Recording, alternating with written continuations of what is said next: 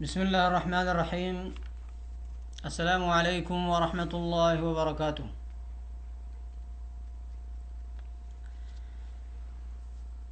محرم کا مہینہ شروع ہے اور بہت مبارک مہینہ ہے۔ اس مہینے کے فضائل کیا ہیں، اس کی اہمیت کیا ہے؟ رسول اللہ صلی اللہ علیہ وسلم نے جس طرح کہا ہے اس کے مطابق ہم کہہ سکتے ہیں کہ اس کے اہمیت کیا ہے، اس کے فضائل کیا ہیں، اس سے زیادہ نہیں۔ سب سے پہلے تو بات یہ ہے کہ سن ہجری جو مسلمانوں کا تاریخ ہے وہ اسی مہینے سے شروع ہوتا ہے۔ نمبر 2، مسلم شریف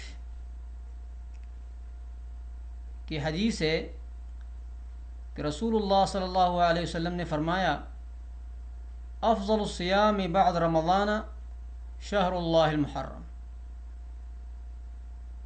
بہترین روزہ رمضان کے بعد جس مہینے میں ہے وہ محرم کا مہینہ ہے۔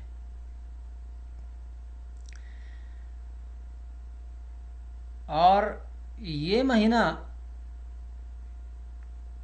اس میں 10ویں دن جو روزہ رکھنا ہے اس کو یوم عاشورہ کہتے ہیں۔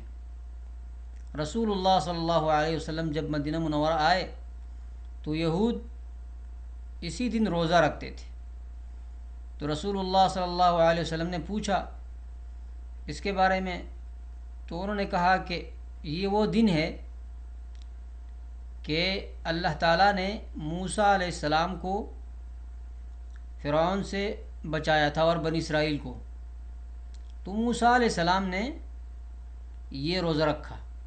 تو رسول اللہ صلی اللہ علیہ وسلم نے فرمایا کہ موسیٰ علیہ السلام کہ ہم زیادہ لائق ہیں،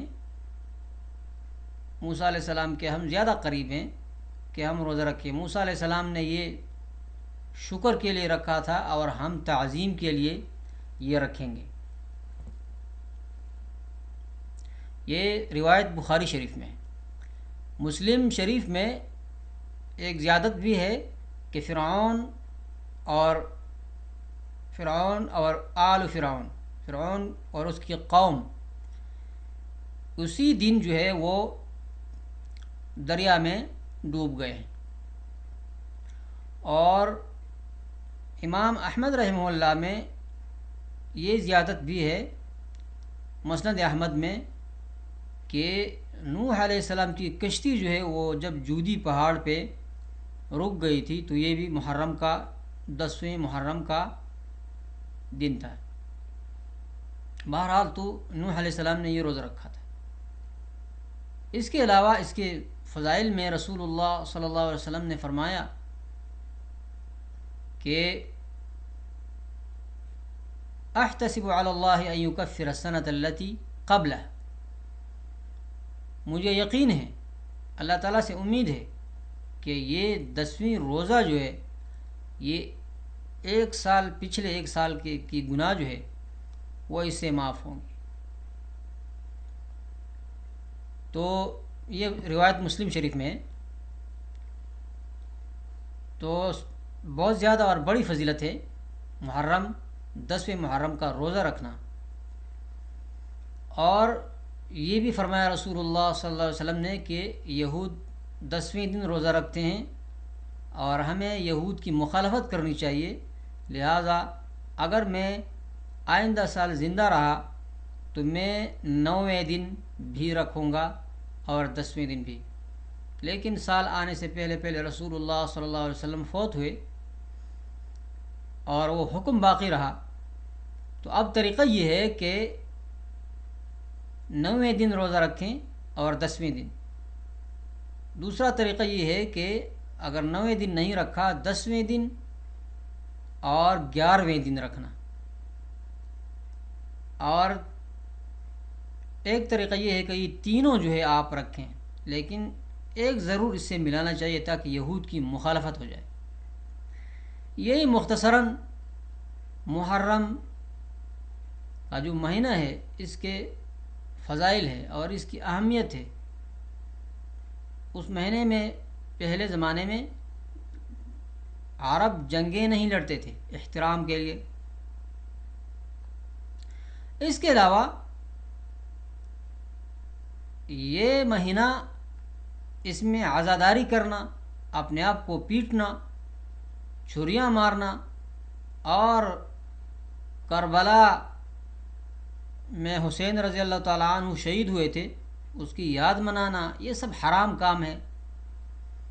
اور وہ ایک واقعہ تھا جو ہوا سو ہوا، برا ہوا کہ نواسہ رسول صلی اللہ علیہ وسلم کو شہید کر دیا گیا اور بہت سارے اہل بیت کو شہید کر دیے گئے، لیکن اس واقعے کو اب منانا اور ان غموں کو تازہ کرنا اور شریعت کے مخالف کام کرنا، اور یا یہ کہ یہ مہینہ محرم کا جو مہینہ ہے اس کا احترام اسی لیے ہے کہ اس میں کربلا کا واقعہ ہوا، یہ غلط بات ہے۔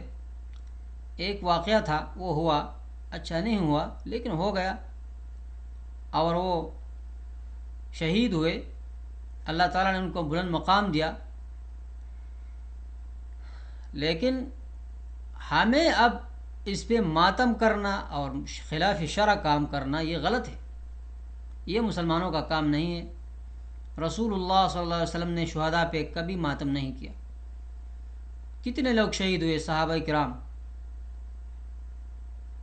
70 صحابہ کرام کو بیر معونہ کے مقام پر کافروں نے شہید کر دیا تھا، لیکن رسول اللہ صلی اللہ علیہ وسلم نے ماتم نہیں کیا کبھی، بلکہ منع کر دیا کہ آپ مردوں پر ماتم نہیں کرنا، مردوں پر مروجہ عزاداری اور یہ طور طریقے غم منانا، 3 دن اجازت دیا کہ مرنے کے بعد 3 دن اجازت ہے، 3 دن کے بعد ختم۔ تو اس مہینے کی حقیقت جو ہے یہ ہے، ٹھیک ہے کربلا کا واقعہ ہوا، لیکن اس جس طرح تفصیل کے ساتھ جو واقعہ بیان کیا جا رہا ہے، یہ واقعہ جب مدینے سے حسین رضی اللہ تعالیٰ عنہ نے سفر شروع کیا اور وہ پہنچ گئے عراق، یہاں تک کہ وہ شہید ہو گئے، اس واقعے میں اکثر باتوں کی کوئی حقیقت نہیں ہے۔ ٹھیک ہے واقعہ ہوا ہے، اس سے انکار نہیں ہے، لیکن اکثر باتیں اس میں ایسی ہے جیسے پانی بند کرنا مسلمانوں پر، حسین رضی اللہ تعالیٰ عنہ پر اور اس کے ساتھیوں پر یزید کے فوجیوں کی طرف سے پانی بند کرنا، یا وہ بچہ جو گود میں تھا جو دودھ پی رہا تھا اس کو شہید کرنا، اس کو تیر مارنا، اور یا یزید کو یہ کہنا کہ یہ قاتل حسین ہے رضی اللہ عنہ، یہ باتیں سب باتیں من گڑت ہے، غلط ہے۔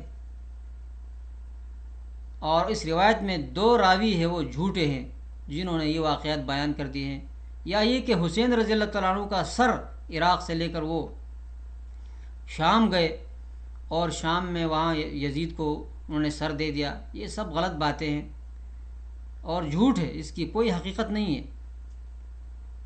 اس کے بارے میں انشاءاللہ کسی بھی وقت تفصیل کے ساتھ میں آپ کو بتاؤں گا، باقی ماننا نہ ماننا آپ کی مرضی ہے۔ اللہ تعالیٰ سب مسلمانوں کو ہدایت دے۔ وما علینا الا البلاغ، وصلی اللہم علی نبینا محمد وعلی آلہ وصحبہ